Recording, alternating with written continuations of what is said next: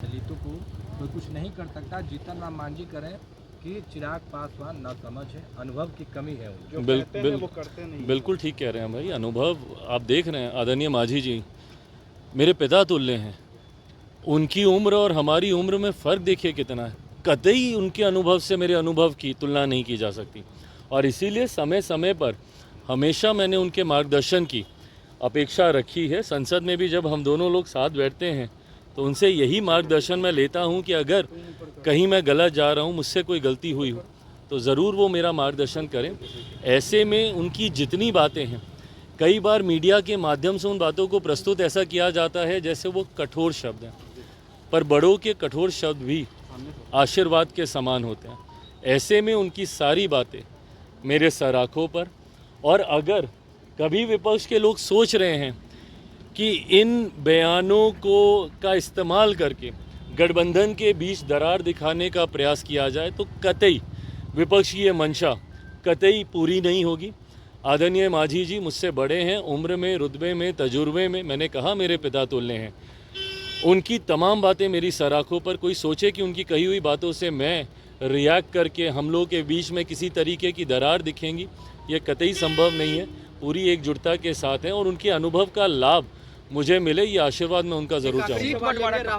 Rahul Gandhi election commission पर सवाल खड़ा किया। उन्होंने महाराज चुनाव को लेकर के भी वोटर लिस्ट में जिस तरीके से उन्होंने बयान दिया था, बिहार में भी इलेक्शन कमीशन को लेकर के बयान दिया। क्या जैसा मैंने कहा कि ये लोग बहाना पहले से ही तैयार कर रहे हैं। और दूसरा, मेरी चिंता इस बात की कि किस अराजकता में आप जीना चाहते हैं भैया। आपको किसी व्यवस्था पे आपको यकीन नहीं है, किसी कॉन्स्टिट्यूशनल पोस्ट को आप रिस्पेक्ट नहीं करते, किसी कॉन्स्टिट्यूशनल अथॉरिटी बॉडी को आप रिस्पेक्ट नहीं करते, किसी संगठन पे आपको विश्वास नहीं है, किसी व्यवस्था पे अगर आप विश्वास ही नहीं रखिएगा, आप हर व्यवस्था, हर ऑर्गेनाइजेशन को आप कहते हैं कि ये तो सरकार के पपेट बने हुए हैं, सरकार के पपेट बने हुए हैं, जबकि आपको याद होना चाहिए कि सबसे पहली बार सीबीआई किसी का तोता है, ये शब्द का इस्तेमाल यूपीए की सरकार के दौरान किया गया था। आपकी नाराज़गी हो सकती है, वो मैं समझ सकता हूँ, आपकी चिंताएं हो सकती हैं, मैं वो भी समझ सकता हूँ, पर उसके लिए उस पूरे सिस्टम को आप नकार दें, उस पूरी व्यवस्था को आप नकार दें, ये कतई सही नहीं है। आप ईवीएम पे आप ठीकरा फोड़ते हैं। ईवीएम अब क्या, अब ईवीएम ठीक हो गए, अब सारी चीज़ें ठीक हो गई, जो अब आपने ये नया शगुफा आपने शुरू कर दिया। हकीकत है आपको अपने पे ध्यान देने की ज़रूरत है।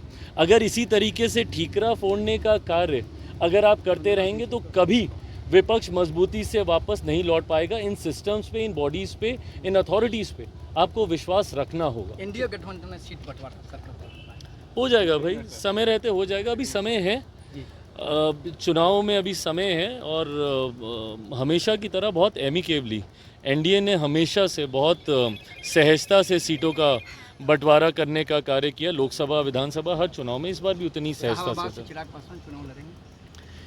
पार्टी समीक्षा सर्वेस करा रही है, समय समय पर मुझसे भी ये जानकारी साझा की जाती है, पर मुझे लगता है कि एक बार अंतिम जब पूरी तरीके से जब ये समीक्षा हो जाएगी, अंतिम फैसला पार्टी का केंद्रीय संसदीय बोर्ड लेगा। जब एक बार औपचारिक प्रस्ताव राज्य इकाई से जब केंद्रीय संसदीय बोर्ड के पास आएगा, उसके बाद ये अंतिम फैसला लेगा।